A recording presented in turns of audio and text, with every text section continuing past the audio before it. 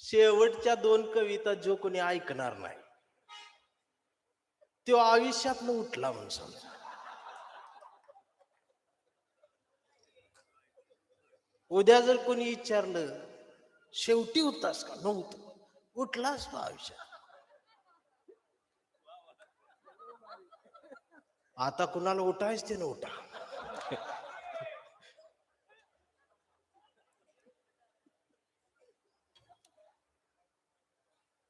अशा पद्धतीचा शिव महोत्सव महाराष्ट्रात बऱ्याच कमी प्रमाणात झाला.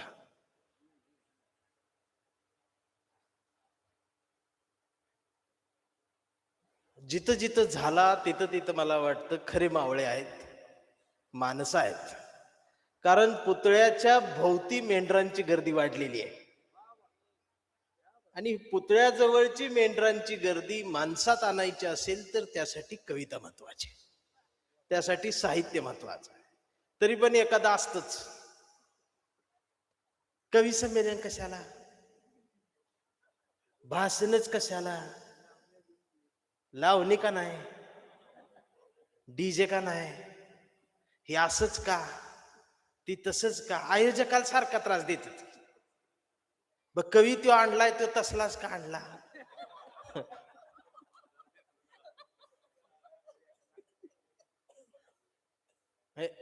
गुंजनताई सारख्या अजून 4-5 जणी आणल्या असत्यात काय झालं असतं. म्हणजे एवढ्या सुंदर ताटात ही काळा गुलाबजाम का बनला. मला सांगितलं होतं पण तुम्ही असल्यामुळे बोलवले नाहीत. म्हणजे असं असतंय बा, एखादा असं आडवं लावणार. तसं माझ्या गावात एक होतं, म्हणजे सारखं आडवं लावायचं, हे असंच का, ते तसंच का, आणि नेमकं त्याचं नाव विकास होत. त्याचं नाव विकास होत. ती कडू सारखं माझ्याकडेच यायचं. काय लिहिलं की म्हणायचे असंच का लिहिलं, ते तसंच का लिहिलं. नावाला साजेस वागत होत. एक दिवस ती माझ्याकडे आलं आणि मला म्हटलं मुलगी बघायला जायचं आहे, माझ्या संग चल. मी म्हटलं मला वेळ नाही, दौरा आहे. ते म्हटलं तुलाच यावं लागल. म्हटलं मीच का, तर म्हटलं तू असलास की पसंत करतील म्हटलं. म्हणून मी गेलो. ते कडू तिकडे ते यवतमाळ जिल्ह्यात मुलगी, विदर्भात दामणगाव गाव म्हणून आहे, आणि महाराष्ट्र एक्सप्रेसनं घेऊन ती मला गेलं तिकडे. गाडी पुण्यातनं नगरहून खानदेश करून तशी निघली, आणि तोवर रेल्वेच्या खिडकीत ती गप बसलो होतो. आणि अचानक विदर्भ सुरू झाल्यावर त्याला सगळा कापूसच दिसायला लागला. इकडं कापूस इकडं कापूस. आई डोकं खाजवत माझ्या जवळ आलं, मला खिडकीत बघ. म्हटलं काय आहे, म्हटलं कापूस आहे. तर त्या डोक्यात आलं एवढ्या कापसाच काय करायचं म्हटलं. आता मला कळना, वातीलाच कापूस वापरतात एवढंच मला माहित होत. मी म्हटलं आपल्याला काय करायचं आहे तू चल. पण ती सारखं कापसाकडे बघायचं आणि डोकं खाजवायचं.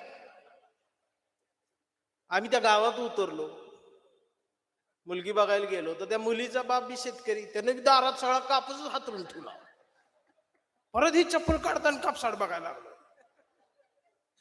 कापसावर हात फिरवत मला म्हटलंच एवढ्या कापसात, म्हटलं तू चल आत.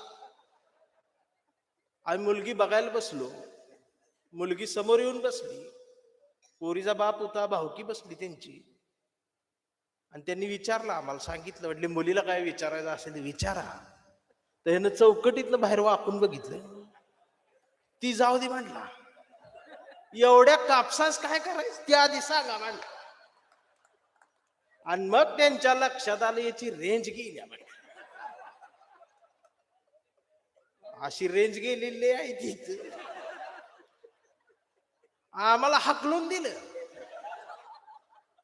आम्ही परत गावात आलो, घरच्यांनी विचारलं अरे विकास मुलगी कशी वाट. आई ती जाऊ दे, एवढ्या कापसाच काय करायचं. 8 दिवस झालं त्याच्या डोक्यात तीच. सकाळी उठल्यापासून झोपेपर्यंत रात्रभर, आणि मग आमच्या लक्षात आलं ती येड झालं. गावभर हिंडायला लागलं, जी दिसल त्याला विचारायचं कापसाच काय करायचं. गावातली शाळेची पोरं शाळेतनं चिडवायची, कापसाच काय करायचं. ते दाढी वाढली, केस वाढली, घरच्यांनी बी वाळून टाकलं, सोडून दिलं. ती रोज चौकात आमच्या वाड्यात झाड आहे, त्या झाडाखाली बसायचं. आणि आमचा बाळू कोळी पण नाही, ती राहिलेली भजी त्याला खायला द्यायचा. 4-5 वाजता राहिलेली भजी सगळं त्याला द्यायचा.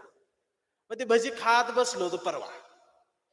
मग ते पेपर मध्ये भजी दिली होती त्याला, आणि नेमकं त्या दिवशी ते पेपर असं भजी खात बसलं. शेवटचा भजी त्यानं तोंडात टाकला, पेपरातल्या मिरच्या झाडल्या, आणि त्या पेपरात बातमी होती, कापूस जळून राख झाला.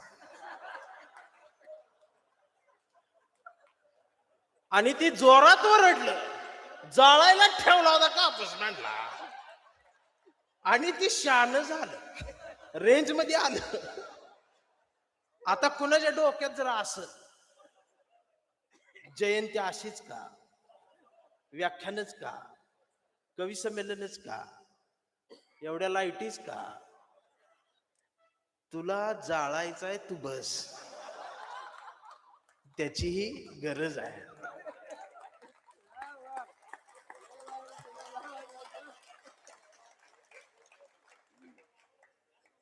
सुधरायचं काय आहे का नाही.